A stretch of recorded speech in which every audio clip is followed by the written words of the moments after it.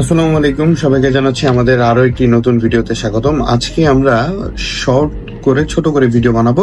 ছোট ছোট ভিডিওর মাধ্যমে আমরা বলেছি প্রতিদিনই একটি আপডেট জানানোর চেষ্টা করব। আচ্ছা, এখন বর্তমান মার্কেটে যারা বিভিন্ন সামনে রমজানের পরে ঈদ আসতেছে, আমাদের ঈদে যারা বিভিন্ন প্যাকেজে বা বিভিন্ন দেশে ঘুরতে যেতে যাচ্ছেন বা এটা একটা প্ল্যান করতেছেন যে আমরা ঘুরতে যাব, তারা এখন কিন্তু চাইলে মালয়েশিয়ার ভিসা করতে পারেন বা থাইল্যান্ডের ভিসা করতে পারেন।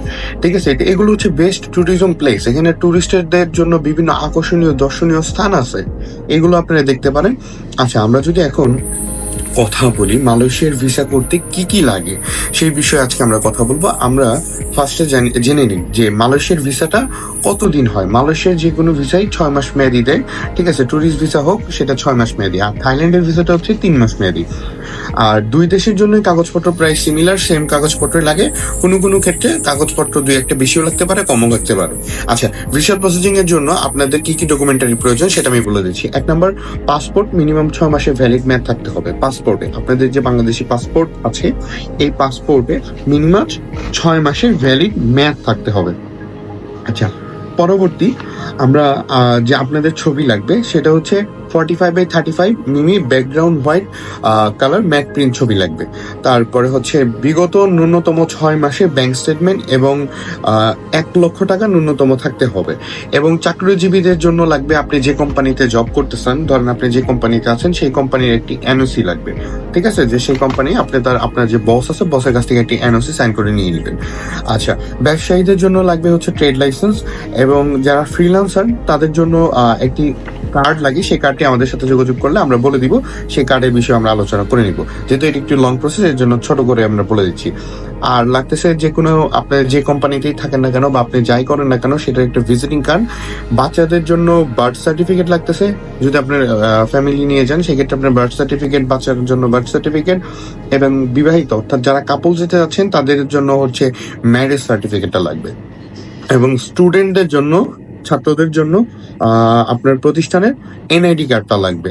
আপনি যে প্রতিষ্ঠানে এখন পড়াশোনা করতেছেন সেই বিদ্যালয়ের আপনার এনআইডি কার্ডটা লাগবে।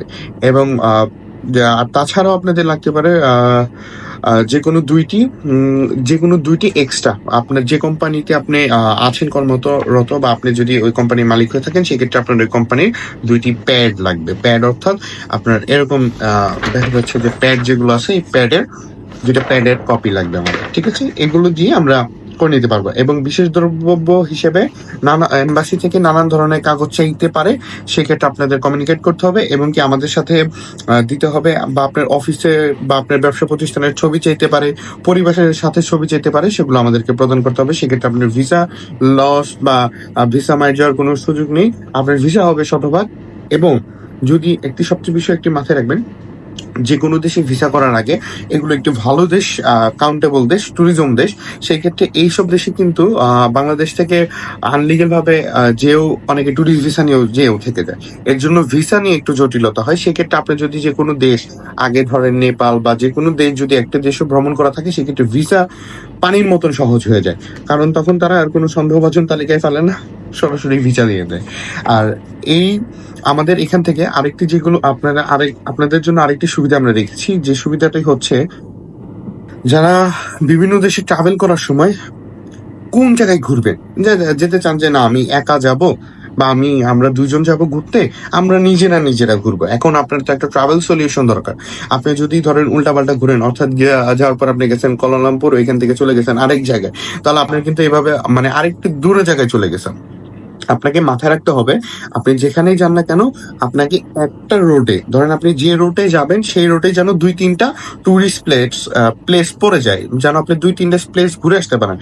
এই জন্য আপনাদের জন্য আমরা একটা ফ্রি সুবিধা রেখেছি। যারা অন্য জায়গা থেকে ভিসা করেছেন, অন্য জায়গা থেকে টিকিট কেটেছেন, কোনো সমস্যা নেই, আমাদের কাছ থেকে এটি ফ্রি একটি ট্রাভেল সলিউশন নিতে পারেন।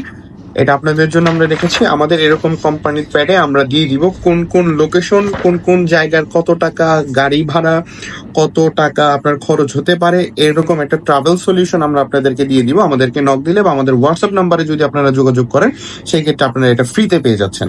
এটার জন্য আপনাদের কোনো এক্সট্রা আমাদের এখানে চার্জ দেওয়ার দরকার নেই।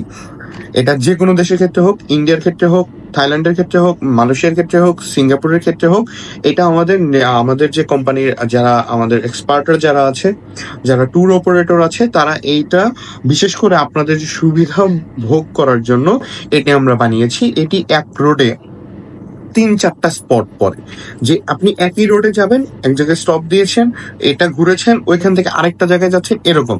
কিন্তু আপনারা যদি দেখবেন অনেক সময় যারা ট্রাভেল প্ল্যান করে, এগুলো হয়ে যায় কি, একটা প্লেস পড়েছে এখানে, ধরেন আমাদের ঢাকাতে, আরেকটা পড়ে গেছে দেখা গেছে সাভারে, অনেক দূর হয়ে যায়। কিন্তু আমার কিন্তু ঢাকাতেই ঘোরার মতন অনেকগুলো প্লেস আছে।